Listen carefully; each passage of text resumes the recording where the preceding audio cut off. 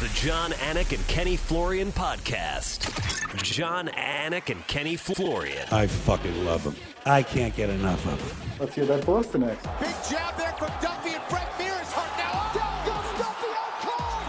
Frank Mir does it again. Rock'em sock'em robots here. Oh my goodness. Hyperbole. There are a couple of absolutely self-involved bullshit artists. Here are your hosts, John, Anik, and Kenny Florian. All right, good to be back in your lives. Monday, August 23rd. The year is 2021. It's episode 214 of the Anik and Florian podcast. Happy birthday if it's somebody's birthday out there. I feel like it's somebody's birthday every day when you get older. So lock it in your phone, and every single day it's somebody's birthday. Ken-Flo's in Las Vegas, Nevada. Good morning, pal. It is 7:30 on the screws, Pacific Standard Time. Yes, sir. Thank you very much. Good to be back in Vegas. Staying at a hotel here where I actually used to fight. This is how old I am, John. It's, I stay at hotels that are no longer the same names when I was staying there back in the day. Yeah. Like when I was staying there 15 years ago, it was a different name. That's how old I am now. It's insane. Black and white television. My daughter's like, what? I'm like, yeah. I'd watch the Celtics, and most nights in the 80s, like it wasn't a great feed, Right. Be like, Dad, can we get a better picture? Be like, son, why don't you sit on the floor for now? Okay. You can earn your way back to the couch. Notice how Ken-Flo won't tell you why he's in Vegas. Like, I have to pry that out of him. He's out there filming battle bots, so he's going to leave us in about 45 minutes. But we appreciate you waking up. It's a nice little backdrop. It looks pretty nice where you are. Thank you, man. Yeah, it's a nice hotel. I'll be working my ass off for the next couple weeks. Yeah. So it's going to be intense, but exciting and fun. Yeah. And I missed that information. Sorry. You left a lot. No, I just kid. You left a lot of real work at home, though. And I know people don't like when I complain about being tired after UFC shows, so I'm not going to do that this week, right? But you dive right back into childcare after the PFL show, and then you fly out and you're studying robots instead of doing round-the-clock childcare. So it's just different. Dude, it is. It really is. And it's tough, man. This is the longest I'm going to be away from seeing my kids. And like, by the time I get back, they'll probably be twice as big and saying all these things and doing all these things. So I'm sorry I'm going to miss that. But it's tough. With respect to your son, he is not a part of this equation, at least right now. I mean, how many nights are you going to be away from your daughter? Because your son will not remember any of this noise. No, he won't. No. How many nights you're going to be away? Dude, it's going to be, I won't be back until September 5th. Yeah. So that's a long time, man. That's a big deal. That's a big deal. And they can't really come out and visit because it's not a good time to have a baby on a plane. He doesn't have an immune system. So it's like, No, I just have so much respect for all the military men and women around the world, right? And the sacrifices that they make, with their time and other things. But trying to wrap my head around 180 nights potentially or more away from a child who's like 8 and really gets it, that could be very difficult. So, all right, a lot to get to. UFC Fight Night, Cannonier versus Gastelum is in the can. Some PFL stuff on Kayla Harrison, time permitting as well. But let us begin with headlines in UFC Fight Night. Cannonier versus Gastelum. Unanimous decision for Jared Cannonier, 48-47 times 3. Your thoughts on the UFC headliner over the weekend? Listen, I thought it was a great fight. Physically, I was a little concerned because for me, I felt like Gastelum looked like he wasn't in the best shape, but he came out and really delivered, I thought, an awesome performance. He got in Cannonier's face. He was active. He was throwing some awesome combinations. He was doing his best to be successful with his wrestling. I thought his shots were good. He just wasn't able to finish a lot of those takedowns. And for me, Cannonier, I think, really established himself as truly elite. I was waiting for another performance for him against another very well-established and respected fighter like a Kelvin Gastelum to see how he would perform. And man, did he perform. I thought that he won the fight. For anyone who thought maybe it went the other way, I thought it was pretty clear for Cannonier. Yeah. I thought his striking was awesome. I thought he showed tremendous patience. There were times where I would agree with him, where I would have liked to seen him do more. But man, he carried so much power, and those hooks were shots that Kelvin really didn't see coming, and he dropped them a couple times because of it, or at least once. And you don't see a whole lot of guys dropping Kelvin Gastelum, and even fewer who are able to knock him out. So I thought it was a very technical and exciting fight. Verdict MMA Global Scorecard, super interesting for me on this front because it did have Kelvin Gastelum winning round 1, 9.54 to 9.49. And so very close. Right, and that was sort of, I think, the round for me. You know, I thought rounds 2 and 5 were Kelvin's, and I did think Cannonier won the fight. I know Rafael Cordeiro was upset. I was able to see him after the fight, and I said I had 2 and 5 for you. But after round 1, it seemed like Gastelum and Cordeiro kind of thought that they got a lot of things done, and they did. And overall, you know, you led with Gastelum, so there's a lot to discuss on the Cannonier side, but I want to stay on KG for a little bit. The chin, the recoverability, the ability to mentally stay in the fight when you get hit like that. We talked about him fighting 7 current or former UFC champions, 20 UFC fights in 2 divisions. How you fight guys like Tim Kennedy and you're undersized, staring across at Tim Kennedy.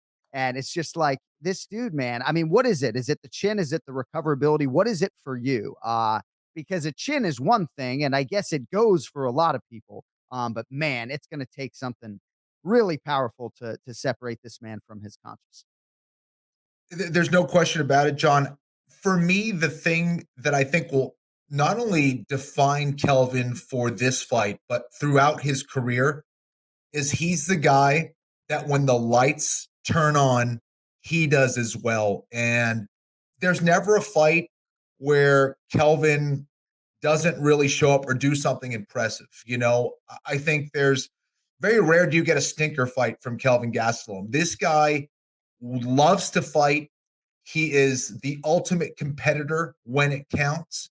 And I think his willingness to just want to get in there and scrap and give it his best is the thing that's going to define him. And you don't always see that. You know, you'll see guys, sure, you'll have off nights, but sometimes you'll see guys that it looks like they don't want to be there. Kelvin Gastelum always looks like he wants to be there, and he's going to fight his freaking ass off to the very end. And that's why we had such a great fight. I mean, there's not a whole lot of guys that are going to get up after taking Cannonier's best shot. It's amazing how intuitive you can be when you're not even there, right? Because you hit 2 nails just so firmly on the head in terms of Gastelum's desire to be there and his ability to elevate himself on fight night. You know, we talk about Gregor Gillespie as a wrestler and how, you know, maybe wasn't the best in practice, but nobody elevated themselves on wrestling night more than Gregor Gillespie did as a collegian. You know, it really is a staple of Kelvin Gastelum's career. I mean, you mentioned maybe not in the best shape of his life. I don't even think it matters, right? I mean, I don't know that if he worked his way into a rematch with Israel Adesanya, if from a strength and conditioning perspective, he has to be in the best shape of his life. You know, he is just a fighter, and on fight night, any given Saturday night, I do think in a championship setting with Gastelum's power and his ability to mix it up. Like, has a fighter ever had more momentum with losses in 5 of his last 6? Right? It's crazy. Absolutely. And I think that's another reason why the UFC loves to use him in situations like this, where he can come in on a short notice or relatively short notice. You know, you're going to get the best Kelvin Gastelum possible. And he comes to fight every single time out, man.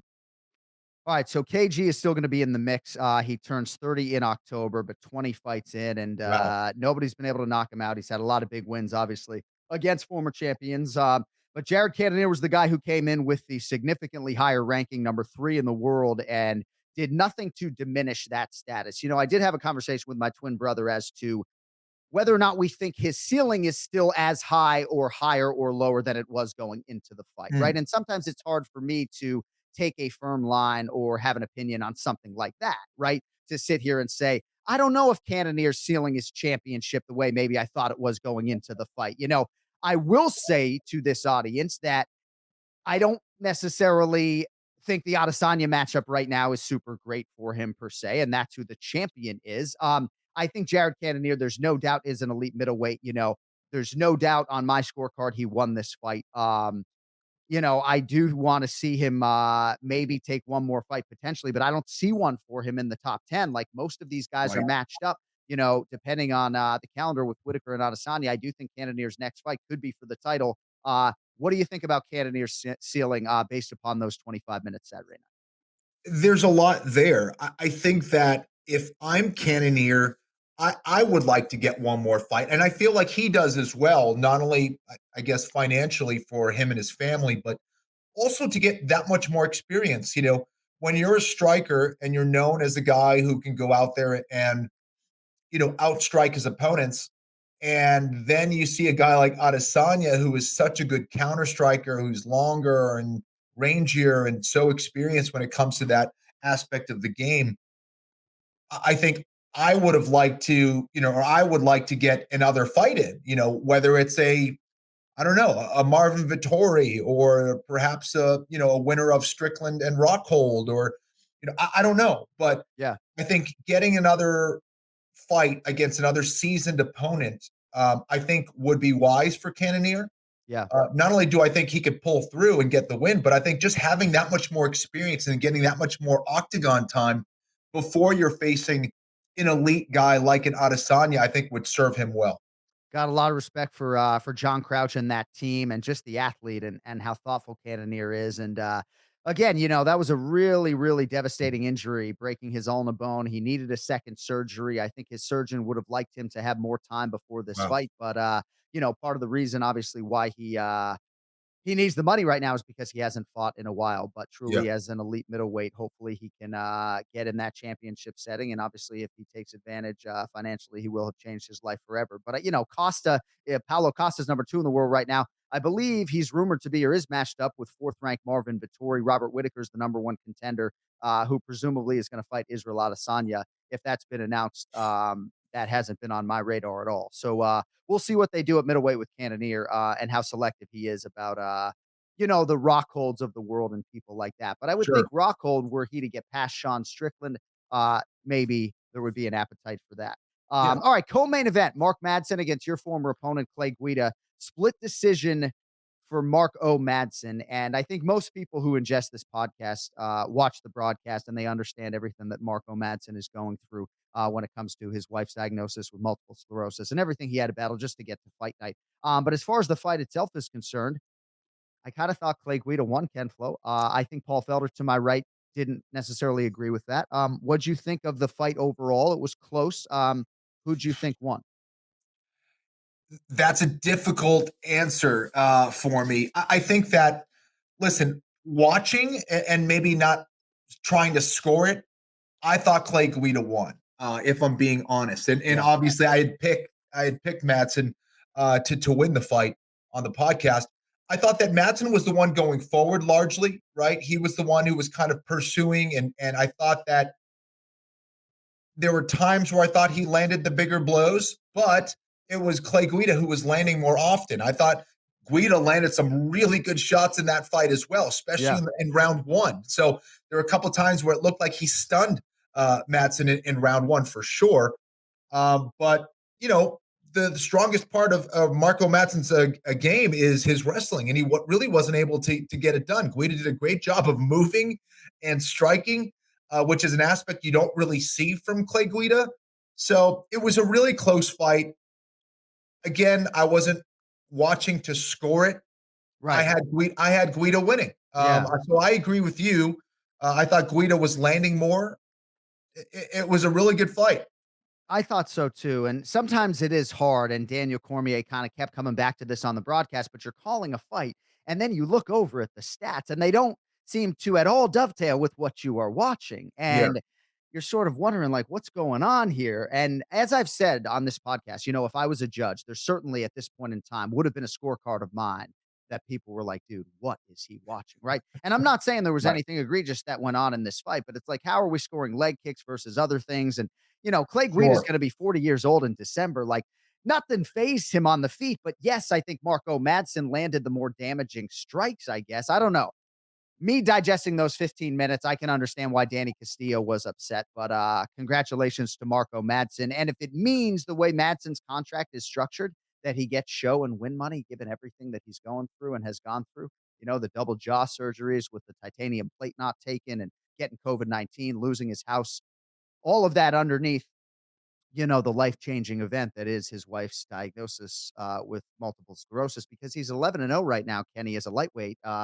And I just, he has a lot of personal navigations that I think are going to get in the way of some of his professional endeavors. I think that's one of the things that even other fighters, right? And the fans that are watching, I think we forget that life can knock you down way worse than the fight game, and we forget oftentimes, and there's so many stories that we don't know of fighters who are going in there under some very difficult personal circumstances. And I think it's a testament to Madsen and his determination and his ability to deal with adversity and to kind of try do his best to block all of those things out and compete to the best of his ability. And all those things considered, whether he won or lost, it's still impressive what he did and what he was able to do. Yeah, and he called out Gregor Gillespie. I'm not sure that fight makes a ton of sense. Competitively, I would like to see it, but I feel like Gregor might be ranked again, if I'm not mistaken. And Yeah. I don't know. I feel like Gillespie at this stage of his career, with respect to Madsen's body of work, has sights set on somebody ranked above him. Mhm. All right, I want to get to Said Yakub Kakramanov over Trevin Jones by guillotine choke in round 3. And thankfully for the Uzbekistan native, Said Yakub Kakramanov, this did not go to the judges' scorecards because it might not have gone his way. It really was a close fight. I think it was hard to score. I certainly think there was some stalling on the part of a very exhausted Trevin Jones. But, bro, this dude gets a short notice call to the UFC when he's in Uzbekistan, right? He trains in California. He's got all this family in Illinois. Of fucking course you're in Uzbekistan when the UFC comes calling for a short notice fight. No fighter meeting, couldn't make weight, forfeits 20% of his purse. He's not bonus eligible, and on this night he wasn't going to win one. But this is what it's all about, man. I feel really good for this kid. I don't know him that well, obviously, but I think he could be a potential problem given what he was able to do with next to no notice. That's impressive, man. I wasn't able to see that fight, unfortunately, but Uzbekistan has a rich history of wrestling and grappling, and I'd love to go back and watch that. In terms of the grappling, and I know you saw only some of these fights selectively. First fight of the night, Ramiz Brahimaj, Fortis MMA. You need to watch that kid grapple. 9 pro wins, all 9 of them by submission. You saw the Ignacio Bahamondes, the Chilean highlight against Roosevelt Roberts, right? Yes. Yeah. Oh my gosh. What a knockout, dude. So, and this man's going to have an entire nation behind him, not unlike Chito Vera does with Ecuador. The Chilean's Instagram following is going up as we speak. He just gained 200 more in the time it took me to say that, actually.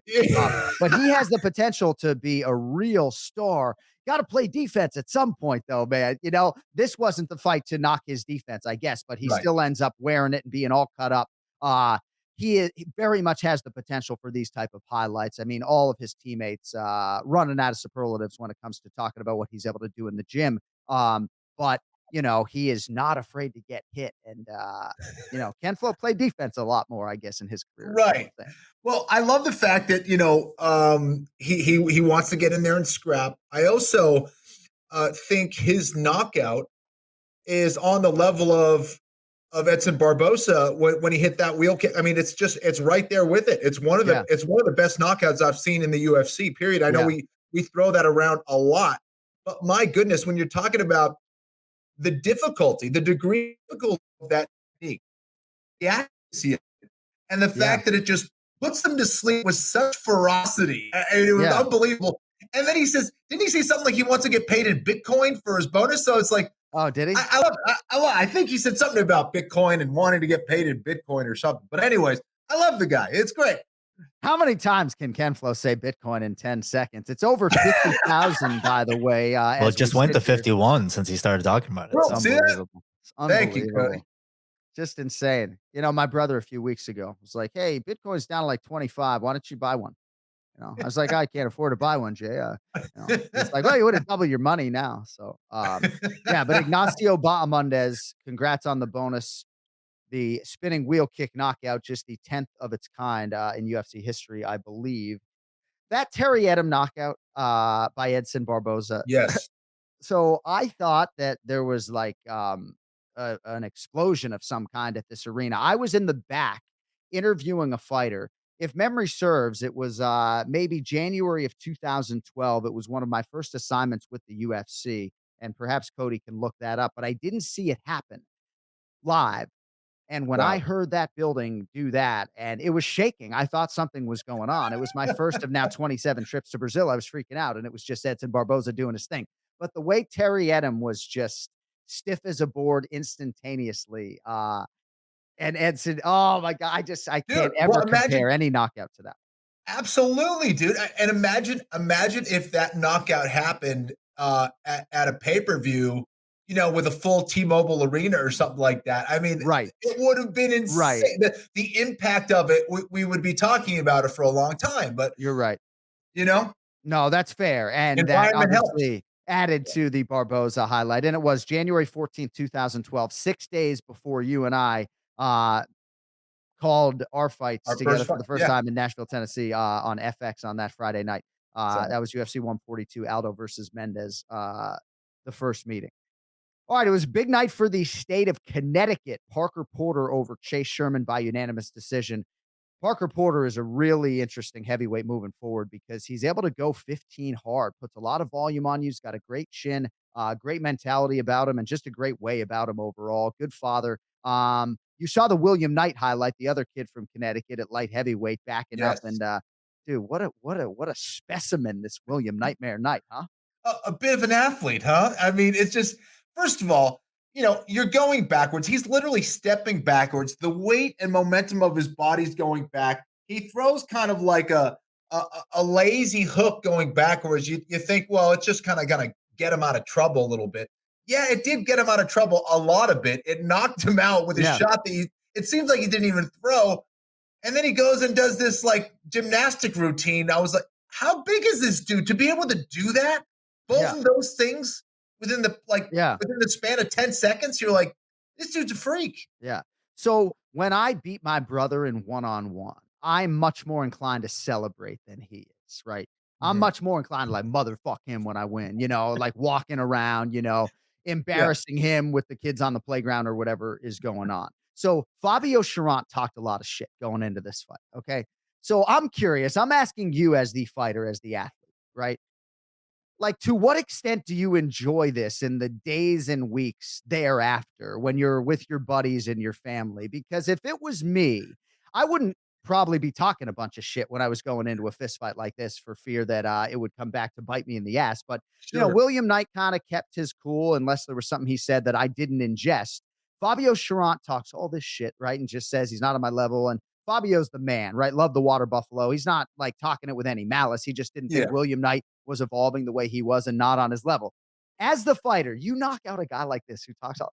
I mean, I just think I'd be really leaning into cockiness for the next week. I'll say this. I wouldn't feel bad about it. I mean, you feel great. You feel like you shut him up, but at the same time, it's like, that there's some other dude who's training to kick your ass. So then you kind of have to like quickly get your mindset and be like, all right, stay humble. I got to get ready for the next dude who might do that to me, so but you're afraid of shutting up, talking about your shit. No doubt about it.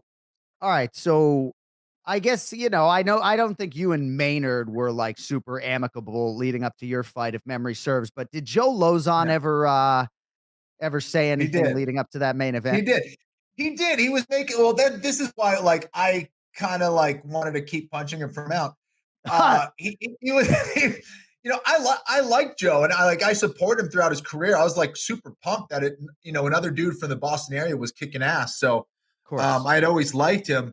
And then he was coming out with these videos and kind of like mocking me and my brother and, and they were like kind of posting these videos on social media. Yeah. So, and I had hurt my back. I wasn't training before that fight like much. And so I was really nervous about it because I'd not put in a camp because of this damn back injury. Yeah. And then hearing that, I was just really ticked off. So yeah. And I'm just going to say, because Ken-Flo is one of my best friends in the world. Like, I love Joe Lozon. There are a lot of people from his team that listen to this podcast. And, and Randy Costa's my man, right? But it's like, when I hear people say, Joe Lozon, the king of New England MMA. It's like, hey, I'm the fucking president of Team Florian, okay? Ken-Flo fought for a belt 3 times, beat Joe Lozon head-to-head in the main event, right? So it's like, I don't want to go down the King of New England MMA path today. And again, I think Robbie Font or Calvin Cater might step up and, they're killing it, man. Any of the Florians and Lozons of the world. So, but Joe's a legend for sure, man. I mean, there's no doubt with Joe Lozon's UFC body of work that he can certainly lay claim to that distinction. I just don't think on the Anik and Florian podcast, those are things that are going to come his way is all. Vince from Hell Pichel is 7-2 in the UFC, and I'm not sure anybody is happy for him than me.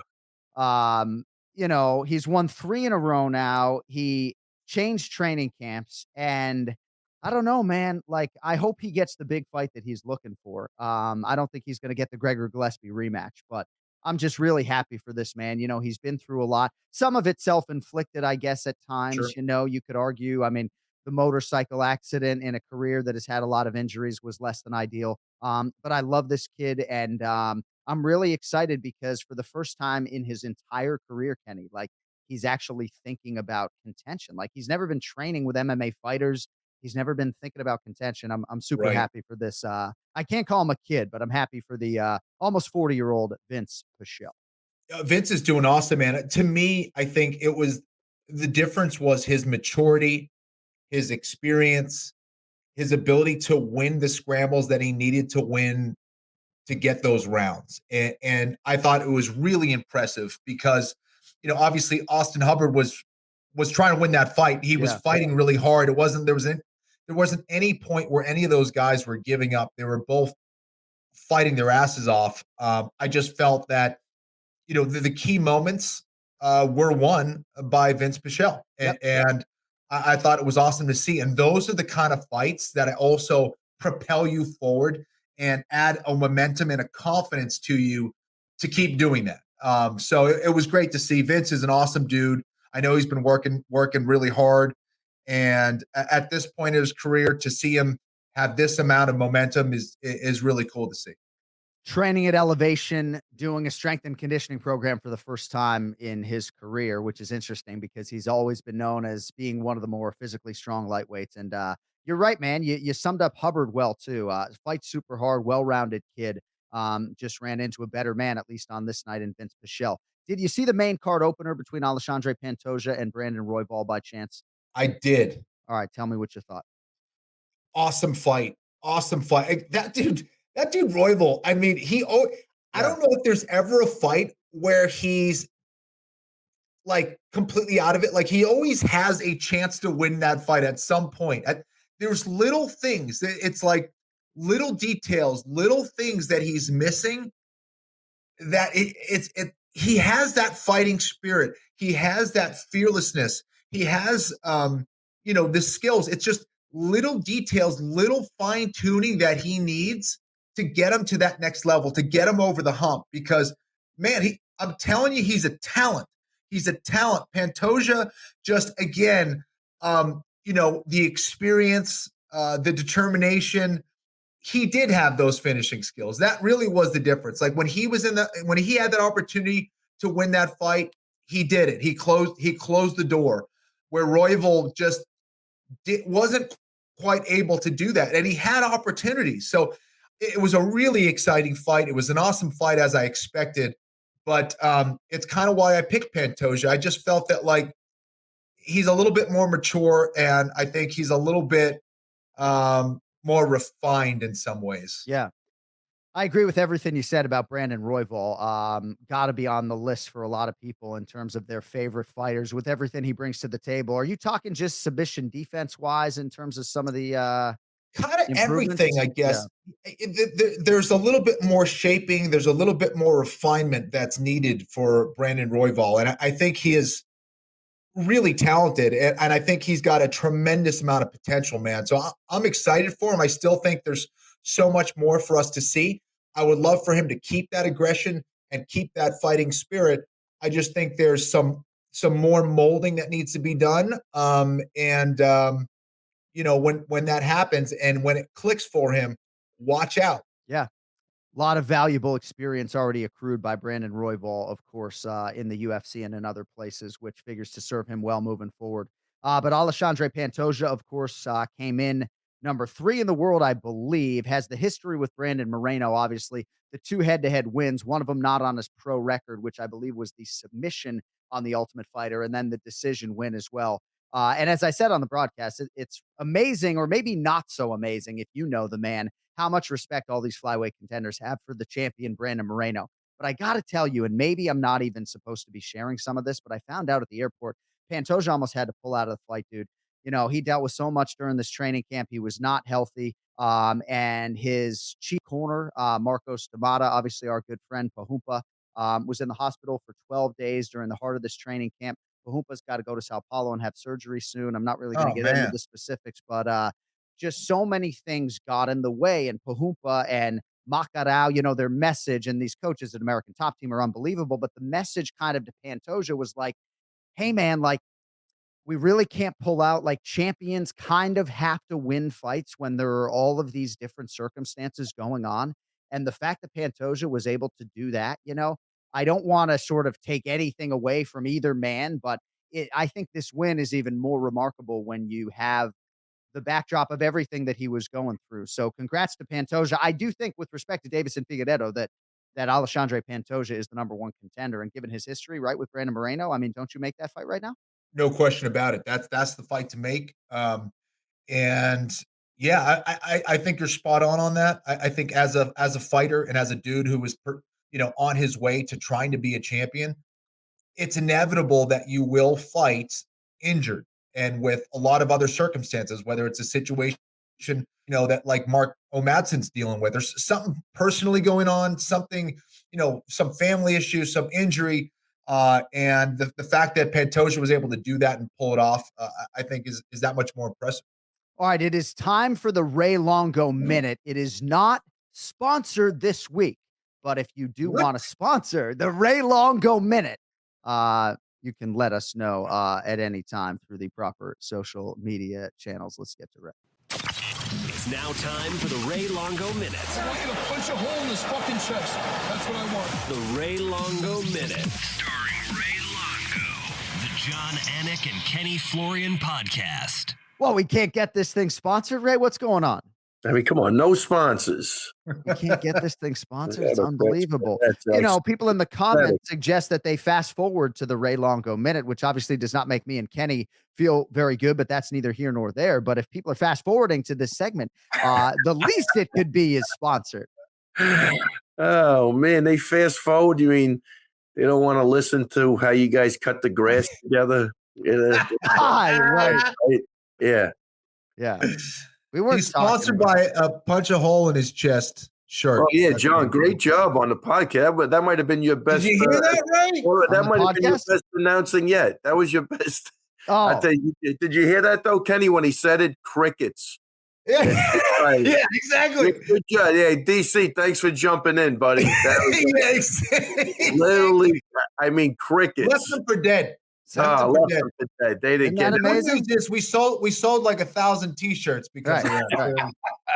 But no, I mean, you see a guy punch a guy right in the chest. I think most MMA fans, or at least half of them, think of Ray Longo. I did. Absolutely. And just get completely fucking stonewalled by my broadcast partners, Paul Felder and Danny. They're not hardcore. They're not hardcore MMA fans. Is what it is. I don't know, or they just don't like me, which is okay. That definitely was the longest silence ever. I'm telling you, and I get off the air, and the fan base loved it, But I only need 2 people in that moment to like it, or one of 2 people. Yeah, right. One of them did. They left you for dead. I mean, Kenny, it was actually bad. He says, "Oh no, there's nothing like punching a hole through his chest."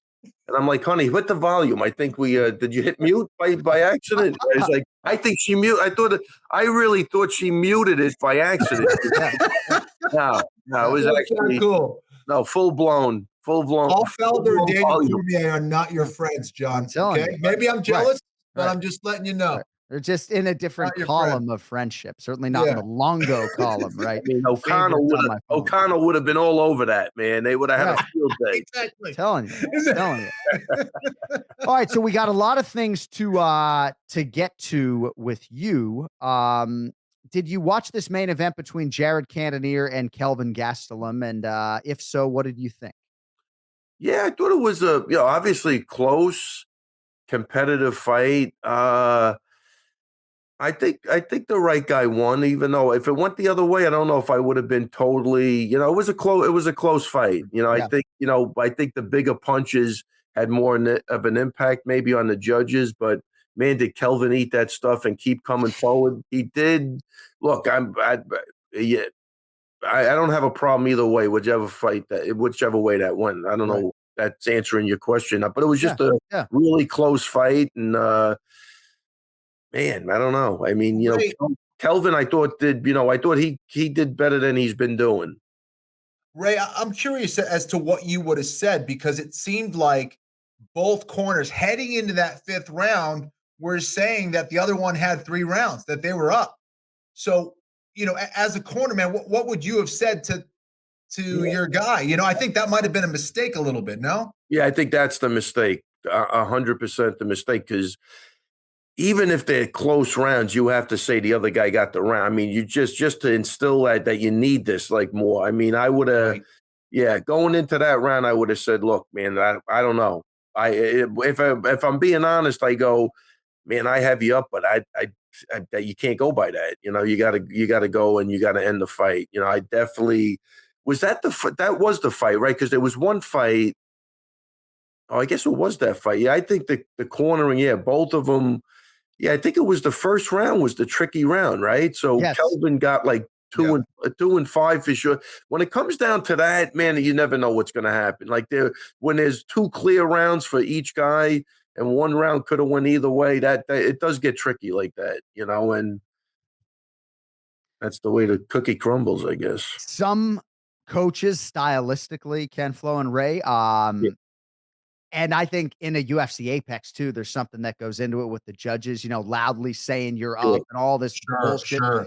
Yeah. You gotta, some coaches, I'm after that first round, like I'm definitely saying to my student, throw that round away. 10-10 as far as I'm like, we feel like we have that round. And instead, I think both coaches felt super great that they had won it. I'm always gonna, if you ask me, I'm always gonna be cautious and say that you lost a round just so you don't rest on your laurels at any given point in time. You gotta keep it real. So, John, are you saying that they're saying that so that the judges hear them and they try to?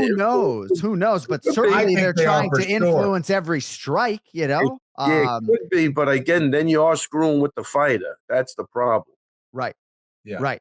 No, very, very good point by you. As far as Jared Cannonier's championship ceiling, do you think his ceiling is champion after what you saw 25 minutes? And did this performance, affect your opinion as to how great you think he can be?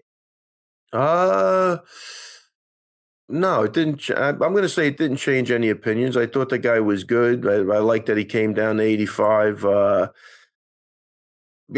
think he's deserves a title shot if you want to make one more fight. Look, it's not linear logic, but Kelvin was close to winning that fight.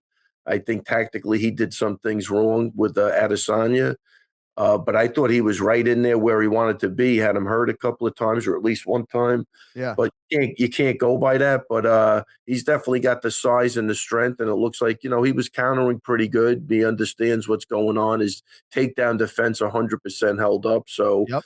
What's to stop him from putting Izzy on his back? He's a big, strong heavyweight coming down to 185. So you don't know. So yeah, he definitely deserves a shot. But nothing like changed. It wasn't like an aha moment like I had with like Cyril Gahn taking out the beast. Like I thought that was a really great performance to step up and make a statement. There was really no statement made. I think you made my point for me, I guess. And again, I'm just talking to my twin brother as a fan, right? Yeah. But we're sort of just talking about Cannonier after the fact and where do we think he is relative to where he was going in. And I didn't think this was necessarily the statement that he was looking for, especially because a lot of people are talking about Gastelum and everything that he got done in the fight in a losing effort. Are you watching the PFL to support your buddy Ken-Flo or no? Of course. So you watched Kayla Harrison. When was that fight on? I saw Kayla Harrison. Yeah, she's definitely a problem, even for Kenny. But there's no question in my mind. I know. I am such a huge fan. Yeah. I haven't been able to watch her fight live a lot, obviously. You know, I'm so deep in these UFC shows during fight week that I'm not devoting my attention. If I can be watching film on one of the 28 athletes that I need to know by Saturday night, obviously it doesn't behoove me to watch the PFL live, but I love her. Like I love listening to her. I like watching her fight. Ken-Flo, it's got to be pretty cool to have a cage side seat to all that Kayla's got going on. Yeah, absolutely. And, you know, to see all the support from ATT that came out, you know, Amanda Nunes and, Jorge Masvidal. So they always think very highly of her. Even Junior Dos Santos was like, I don't lock up. He's like, I wouldn't lock up with her. He's like, I'm telling you, he's like, I don't want to grapple her. She's a beast. So yeah.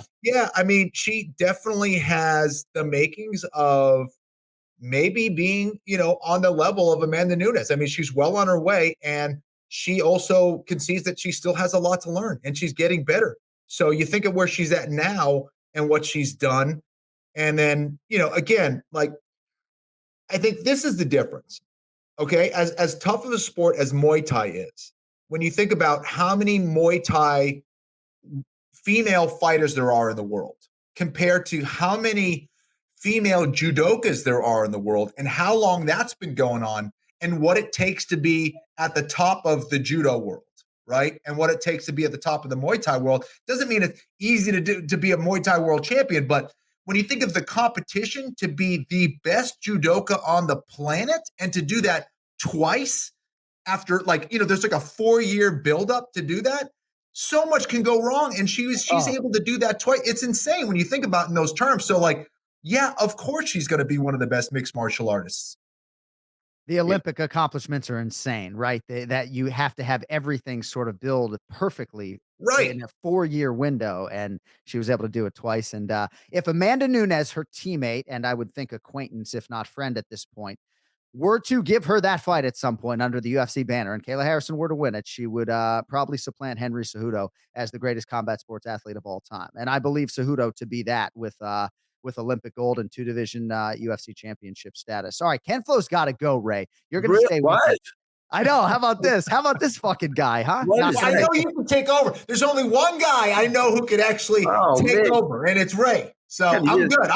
I feel good leaving right now. There's no way you're leaving right now. Oh my God. Imagine Ray just closes his studio window as well in protest. Wait, did you? Yeah, right. Are you changing diapers? Why are we leaving? I wish that was the case. I got battle bots over here in Vegas, so I got to shower up, get picked up, and talk about robots fighting. Do you smell it, John? Do you smell its success? Isn't it amazing? It smells like Bitcoin. I smell the Bitcoin. Battle bot. He's got a freaking Bitcoin meeting after that. It smells like fucking cryptocurrency here in Boca Raton, Florida. Even though he's come. They're going to discuss a new currency today. It's called Botcoin. That'll be the crypto that he invents. I'll sell you some tomorrow. Not crypto, Bitcoin only. Bitcoin. No, only. I know. I knew that was coming, right? Cody would have corrected me in the comments. Like exactly. Thank you, Cody. Cody's got my back. You know. I was gonna say Bitcoin doesn't have a smell, so South Florida can't smell it. Hey, Kenny. Good luck, buddy. Hey, real quick before you go, I don't need like a long prediction, but Giga Chikadze and Edson Barboza, you're not being forced to make a pick today. Who would you have gone with if you were? Is that fair of me to ask? Like, did you think through it enough to have a prediction? Dude, it's such a phenomenal fight. I think Giga. I like Giga. I think he's a bit fresher. Again, I would never want to count out the experience and the speed of Barboza because he still has that speed. But I think Giga's kind of streaking at the right time. If I have to pick, I'd go with Giga. All right. Yeah. Get out of here. Hey, have a great show. Right, we'll talk to you next week. See you guys. There he is. former 3-time world title challenger Kenny Florian. Yeah, we might as well stick on that for a second. So, all right. And people talk shit if you'd like, but it's hard for me to stay awake for these 10 p.m. Eastern cards on the East Coast. But when there is a main event like this between Edson Barboza and Giga Chikadze, I will sort of revolve my day around it. I'll drink coffee at 6 p.m. Eastern, whatever I have to do to stay up and watch a fight like that live, I will do, because I think this main event deserves that respect. What are your thoughts on Barboza and Chikadze? Yeah, again, it's the experienced guy that's been around forever, who's a killer, against an up and coming guy who's been on a streak. I agree with Kenny. I would go with Chikadze on that, and I think he must see something that he thinks he can exploit. He seems like a nice guy, very intelligent. Anytime I've met him, so. It's definitely power against like speed and grace, I think. But even though Barboza's fast too, man, I don't know. That's a good fight. I'm gonna take a guess Barboza's favorite in that fight. So it's very close. Right now, the odds on DraftKings, Giga Chikadze -115 and Edson Barboza also in the -105. So all right, so it's razor thin. Razor thin, I think, is the cliche. Razor thin. So Longo Weidman MMA, Garden City, New York. I guess the hurricane was downloaded or downgraded to a tropical storm. Is that right? That's what I hear. Well, it wouldn't have mattered anyway. We were going to be in the gym. Yeah. It was pretty sunny. Quinta was mad that his car didn't blow away. He wanted a big hurricane. But, well, it's interesting because for a lot of us who live in South Florida, this is our reality a couple times a year, or every other year you're boarding up your house, and you learn not to mess with these things in terms of trying to predict them and trying to minimize them in your own head. But I do get excited when these weather patterns start to come. And then when it doesn't come, it's like, oh man, I got hurricane windows on half my house so that I could watch the storm. And then the storm never came, but always better safe than sorry than with these things, man. They are, I don't even like any of the little inconveniences. I'm sure you guys get slaughtered down there, but luckily we got away with this one, but it was good. We had a great time at the gym, great training. And it was one of those days where it was mellow because of the storm. So it was just a great environment to be in. There was some footage of Merab Dvalishvili and Aljamain Sterling sparring back at your school. That was Saturday, yeah. Yeah, I saw you there. They had The watchful eye of the Godfather keeping tabs as to what was going on. What can you tell us about that and either man? Nothing much more. I'll tell you nothing is what I'll tell you. Nothing much more. That was just great sparring, and we have other guys that give like different looks too. But Aljo can imitate a lot of people. I think he did a great job with. They had a great pace, and it was great sparring. If I had said, as Ray Longo might say, looked like he tried to punch a hole in his chest, maybe DC would have engaged, because I know Cormier's got a lot of love for you. But the silence was unbelievable. Thank you for acknowledging that. Too self-serving, of course, were I to acknowledge it, right? So I don't know how much of this UFC Fight Night that you got to, and we got about 5 more minutes here with Ray Longo before we do get to some predictions in the main event challenge. But I just wanted to shout out a couple of other performances and see. Did you see the kid from Uzbekistan, Saeed Akramanov? He looked really, really good. Great. He looked great, matter of fact. He took the fight on 4 days' notice? Yeah, and he was home. Fantastic. He was in Uzbekistan when he got the call. Fantastic. That's I'm going to say that was scary good. Right. I mean, he's a former CFFC champion, and I'm really encouraged by him based upon that effort and everything that was working against him to be able to break through with that type of performance. And he spoke well. He spoke well. He spoke very well. Yep. Vince Pichel, I'm just so happy for this guy, man. 7-2 in the UFC. He's been through hell, no pun intended, but I was very happy for Vince and Alexandre Pantoja with a big win. Did you see Josiane Nunes on the prelims? This little Oh, Brazilian wrecking machine. 100%. Yeah, she knocked the girl out with an overhand left, I think. Yeah, that was I crazy. think She broke that distance. She's just looked like a little firecracker. And that was really the book on her regionally coming in, was that she headhunts very effectively and super skilled as a finisher in the Muay Thai world. And I thought the line of the night was when DC said that Josiane Nunes might be his new favorite fighter. I could totally understand why. All right, man. So that's all I have for you. Those are all my notes for you today. Have you been able to connect with Chris Weidman? I know he's been through hell. I texted him, but other circumstances. I haven't been in the best spot lately, so I feel, but I will get in touch. I did promise I'd get in touch with him, and I didn't. But well, given all that's going on in your world, we appreciate you taking the time. And no flights yet for Abu Dhabi, but it's on the schedule. So I think that'll be the next time I see you. 2 months. Wow. Yeah. That's it. Yeah. Unless there's something I'm missing. When is Merab fighting? Yeah, September 25th. Yeah. All right. I'll see you in Vegas. Yeah, you're going to be there for that. It's a big fight card. Yeah. They didn't screw you, did they?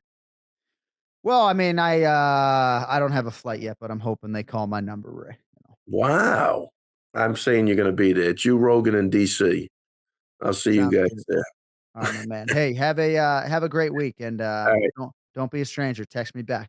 All right, thanks. Take it easy. There he is, Ray Longo, every week here on the Anik and Florian podcast. And if you do want the punch a hole in his fucking chest t-shirts, AnikFlorianPodcast.com, promo code AF10.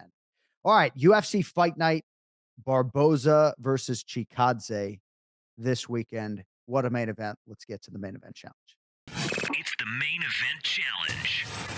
Anik. The time is most definitely now. Florian. I finish fights. I'm going to do everything possible to win. The main event challenge. The John Anik and Kenny Florian podcast. All right, I love this fight card. UFC Fight Night, Barboza versus Chikadze. You also have a couple of Ultimate Fighter winners to be crowned. We've got 3 picks today. We are joined by arguably the best capper at MMA. He is Ian Parker, the Duck at Ian Parker MMA. And of course, you're the GOAT, Cody. I thought you were talking about me. I thought that was the lead in for me. I didn't. You know what? I can't. I got to To Cody's point, last time he did this, he did pick Carla Esparza by TKO, I think, or we made a joke about it, and we all were like, "Oh, way to bury Kenny." And then Cody's the reason why Kenny still doesn't have a chance in this, but at least he got a little bit closer. So maybe he is the GOAT. Maybe he's better than me. There are a lot of goats here. I mean, I like to call Cody the wizard, but our executive producer, our chief marketing officer, jack of all trades, Cody Merrow. Cody, you excited to represent Team Florian today in Ken-Flo's absence or what? My MMA picks can't be as bad as my football picks, so we're here. Yeah, which are coming back pretty soon. Let's go. By popular demand. Right. Fade my picks, baby. That's how you win money. Maybe under the anecdotes banner and not here, but you're getting your Cody Merrow NFL picks one way or the other.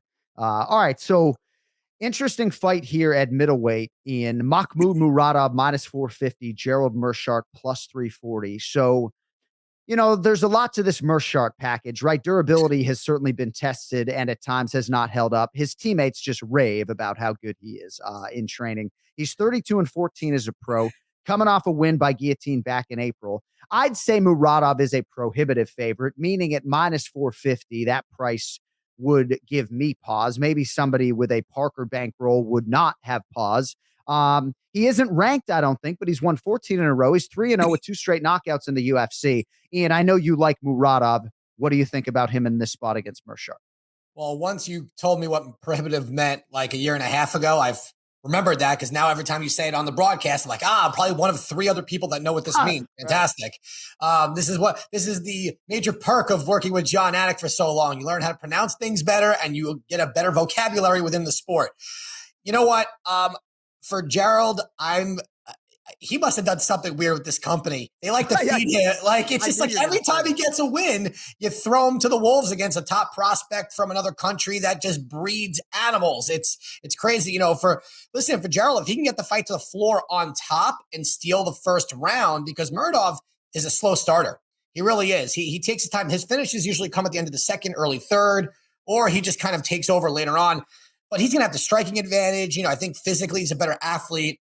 look, I think his training partners like GM3 because he's a good guy. He's fun. He is great on the ground, but it just doesn't seem against stronger physical guys that he's able to use that. So I'm going to go with Murdoch here. I do not think he should be minus 450. He has not fought someone, I think, of the talent level of GM3 with where he is at his best. I know Anik's trying to not laugh right now, trying to justify him not being minus 450 because of the camp that GM3 belongs to. I know what we're doing here. I like Murdoch here. If you're going to do it, throw him in a parlay. Minus 450 is insane no matter how big of a bankroll you have. Well, and in any sport, I'm a straight wager guy. No, I'm laughing because Cody, historically, when he's been presented with these opportunities, he's picking Mearshart, right? Because if by sub in the first round. Well, and if you're Ken-Flo and you're down 20, you absolutely should be picking Gerald Mearshart. What you would do, and I know Kenny doesn't listen to the show back, so I'm not afraid to do this right now. Never once in 300. He doesn't watch it while he's on it either. And the only reason I do is not because I want to hear my voice any more than I have to. It's because I'm trying to get better, right? So sometimes I'll watch this back to try to improve performance. But Ken-Flo should make his case for Muradov, technically or otherwise, and then pick Gerald Mearshart because it's a 4-point play and he's down 20 and time isn't running out, but it kind of is. So, Cody, the floor is yours. Mearshart plus 340, Muradov minus 450. Who do you like? Well, in betting, you have to pick your spots, right? And sometimes you got to go against trends when they're happening in the sport. Muradov hasn't lost since 2016. He hasn't been finished by a fighter since 2013. The doctor stoppage 2016, decision loss before that. I think it's just time is coming up. I think you go up against GM3 and he's the stopper. I think GM3 is going to sub him in the second round. So, yeah, give me GM3 plus 340. Oh, all right. So wait. So Cody goes through that whole stat sheet after listening to me talk about Murdoch getting better as the fight goes on. He takes him in the second round. Yeah, I love you, Cody. Well, because hubris, Ian, is what really gets you when you're this good. So he's going to get really confident. Maybe a 10-8 first round. GM3 is going to sub maybe Kimura in the second. So. Mystic Cody, it's again. Peruvian bow tie in the second round. No, I mean, Kenny can change his pick when he wants to. So all in good fun. I love GM3. He can't change that one. All right. At welterweight, Kevin Lee minus 145, Daniel Rodriguez plus 125. I would like the round of the method of victory for the record here, guys, and to our intern, Casey Williams. So Kevin Lee back for the first time since the very early COVID-19 days. He lost to the now champion Charles Oliveira. It was in Brasilia, March 14th, 2020.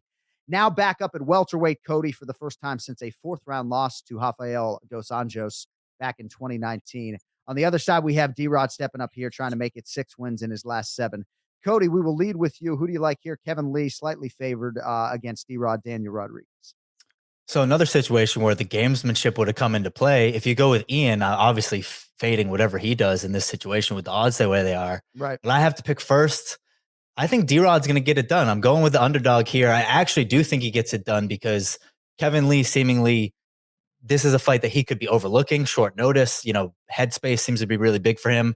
I think D-Rod's going to come out guns a-blazing and maybe finish Kevin Lee. So that's what I'm going with. All right. So you're going with Daniel Rodriguez. I guess you reserve the right to change if Ian ends up on that side. What is your round and method of victory for the record for D-Rod? Round one. And that's a TKO. knockout. Sorry, right. yeah. Round 1 TKO for Daniel Rodriguez. I'll make sure not to lead with you on the main event, my brother, my blue-eyed brother. All right. Kevin Lee, Daniel Rodriguez. This is a very interesting fight because Daniel Rodriguez is not just saying the right things, but he's doing the right things. And, he stepped up. I know this fight was offered to other people and they weren't able to take it for myriad reasons. I understand Kevin Lee has been very critical of Platinum Mike Perry, but anybody who watched Remember the Show on this very channel understands that Mike Perry has relinquished control of his career to his coaches. They didn't think right now this was the fight to take on short notice. He's trying to build himself back up, and I would like to see the world respect that. The guy who did step up is D-Roddy and Parker. How do you handicap his chances here against a returning Kevin Lee? Well, first, kudos to Mike Perry for not taking this fight on short notice because we know that if Kevin Lee wanted to wrestle Perry, even though Perry's wrestling has gotten better, that would be where the biggest disparity would be. And I think Lee going into a new weight class, now he's actually fighting someone with a similar style. But I kind of like D-Rod here also. There's something about this guy that I believe as he continues to fight better competition, there's a maturity, there's an IQ there that keeps growing. It's not just the street fighter, it's not just the mental toughness. He's not just brawling. His boxing is getting more efficient. His precision, his speed, just everything, the angles he's taking. He's not just throwing caution to the wind to be tough. And that's big when when he comes in, he's knocking people out.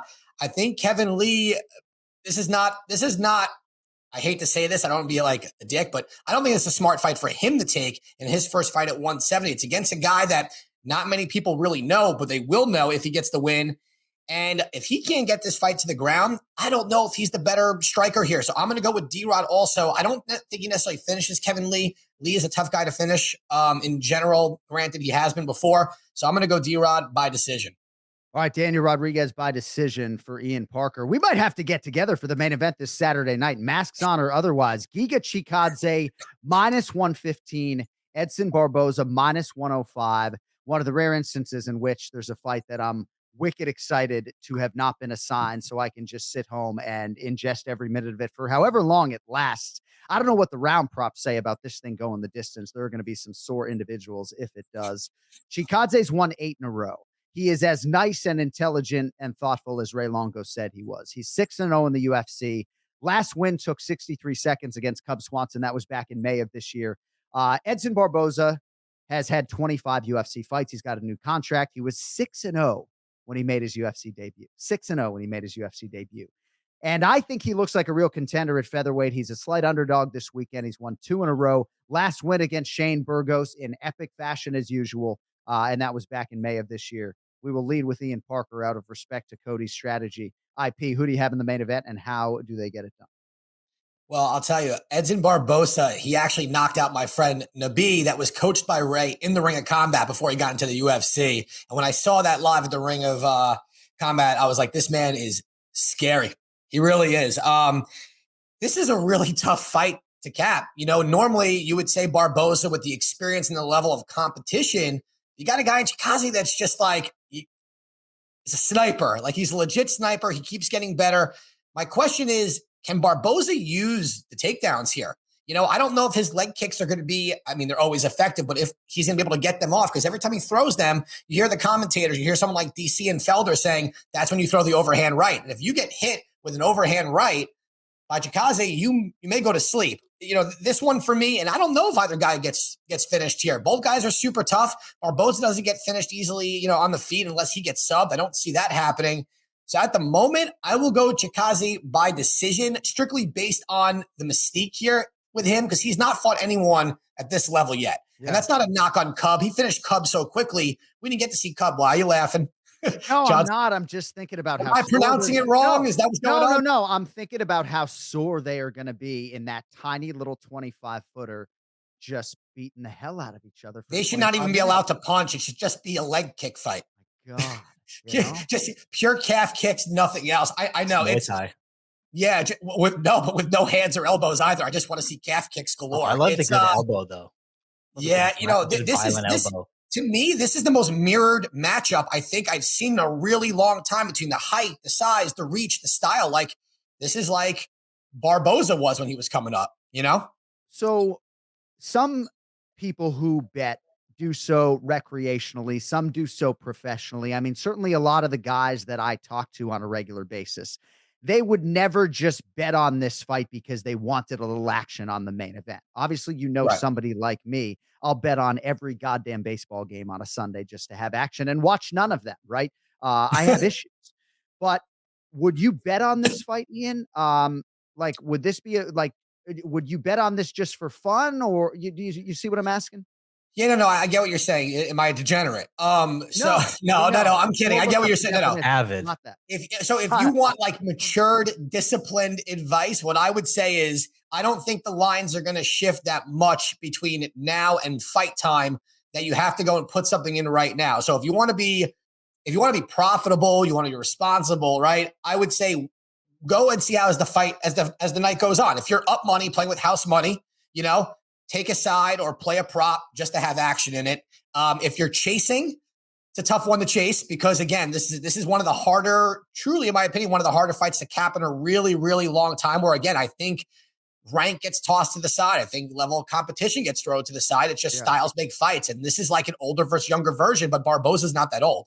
And, for me, I'm not betting this one right now. If I'm up, though, going into the main event, we'll see what type of feeling I have. Maybe I'll play like an over 2.5 rounds or something like that. We'll see what the odds are there. Yeah. But I do not bet every single fight. I can't. If you want to do a full card parlay, Cody and I have talked about this. If you want to go and bet every fight and throw like 50 on it to win like 20,000, have fun. That's cool. But you know what? If you're trying to do this to really win money and trying to really be profitable, this is a very tough one to be confident in bet. And I'm not suggesting anybody bet on every fight, but trying to see how convicted you are in a fight that looks very close to a lot of people on paper. And when I've thought about ways to amend the scoring system for the main event challenge next year, one of the things I've thought about, a lot of people, when they do NFL betting, they might have to pick every game against the spread or pick 5 games against the spread, but they have to rank those games based upon their confidence. One thing I might have you guys have to do next week, or next year, I should say, is you got to pick 5 fights on the main card, but you're going to have to weigh them. So you're going to have to give 5 points to your main event pick versus your first fight on the main. Well, you know what? I'll tell you this from a betting perspective. I tend, and again, Cody really does track, a lot of my stuff. I would say that the prelims tend to have the most value most of the time. Yeah. Especially this past weekend. The prelims was really where it was at. The main card played out okay, but everyone was sweating the Madsen play. Same thing with Cannonier. I think everybody and their mother had Chase Sherman in a parlay. But in the prelims, we had the first fight on the card we picked right. It's just sometimes I think people get too excited with the bigger names and they don't break down the value with the fights. And if you do it the right way, at least in where I've had success, I try to start on the undercard, work my value up. So when we get to the main card, you're playing with as much house money as possible. And therefore, if you're feeling something or if you have to play a little bit of chase, you're not too far behind. Like I could not honestly believe any person, if they came up to me and said, "You're ridiculous. This is an easy fight to pick. I know exactly who I'm playing right now." To me, there's no way. Like this fight for me, I'm going to be doing hours and hours of tape study still before I make my selection, if I even do it. Who do you have? So I'm going to tail with Kenny here. I know he was talking about picking Chikadze right off the top of the show. I'm going to go with him. That's where my statistics kind of lie with Edson. His last 4 losses are to extremely high competition: Lee, Felder, Gaethje, Ige. I think Chikadze is in that tier of competition. Chikadze's 6 UFC fights, 243 to 128, outstriking opponents, 65%, 4 knockdowns to 0. But his last 2 fights, performance of the night bonuses in the last 12 months, is where I think Chikadze's trend really leans to him. 85 to 40 strikes, 68%. In Barboza's time in the last 12 months, only 59%. And he was actually losing round 2 on a judge's scorecard in Houston. Right. I was at that fight. It was a very back and forth fight. Yeah. The finish obviously is very important, but I think Chikadze is just that next level of striker. I think he's going to go out and show that to Barboza, and I think he finishes Barboza, I think, early, because that's how he has to get it done. Barboza's way too tough to let sit around, so I think Chikadze round 3 KO. How about that? At Cody Merrow, at Ian Parker MMA. Very interesting stuff. And I kind of thought you might go Barboza just out of strategy, but Ken-Flo gave us a pick. And a lot of the guys, everybody on this show today had Giga Chikadze. All right, IP, appreciate the time, my brother. We will talk to you, I guess, next Monday, if I'm not mistaken. Yeah, that's your call, not mine. So, it's no, I'm kidding. Probably my call. Let me ask you a question. We're gonna make some picks for the Contender Series. Give Kenny a chance to get some bonus points in there. No. All right, cool. Stay handsome though. We'll talk to you next week. Appreciate that. All right, on social media at Ian Parker MMA. Cody, get back in here with whatever fancy TV. There you go. I did click the wrong button. That was completely my bad. All right. So did you just call him Edson Barboza because you got a Brazilian girlfriend? Did you just call him Edson? That's not why. That's how his name is pronounced, is it not? I saw your face change when I said that. See, this is the after show conversation people don't get to see. Edson Barboza. You've had the green screen on for like 4 weeks, and every time it's a green screen. Look at it. Oh, do you not see? So whatever you have on your green screen. Muradov, I wasn't going to try. I did get Kakhramonov right last week. Is it Kakhramonov or like, how do you say that one? Oh, Saeed Yakub Now you're going to fuck me up. Saeed Yakub. Kakramanov, sorry. Saeed, yeah. See, I said it was Kakramanov. Sidiokob. I messed the first one completely up when I did a code. Saeed Yakub Kakramanov. And people are like, man, you know, I thought it was Kakramanov. Already knows how to say the name. And it's like, well, my first thought is like, well, it's my job, you know, but it's like I said it 50 times in my hotel room. Right. And I think there are a lot of individuals more capable than me that if they just did that, they would knock it out of the pack. All right, Cody. Thank you for making those predictions today. Yeah, so Edson Barboza. Edson. Yeah. I mean, it's Edson. If he says it in South Florida, it's Edson Barboza, right? If he goes to the coffee shop, he goes to Starbucks, he's not saying my name's Edson.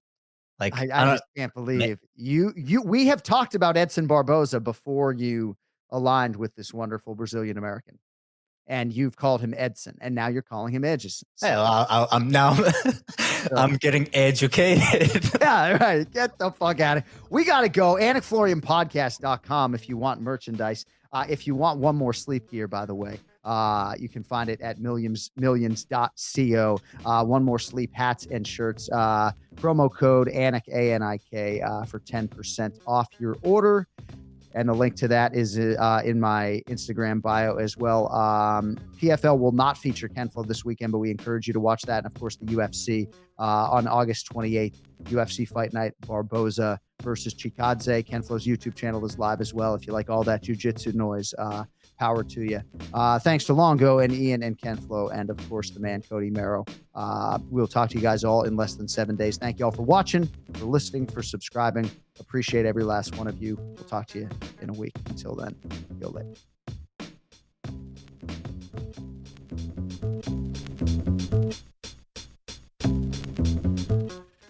Hi, this message is for John Anik, and not Kenny Florian.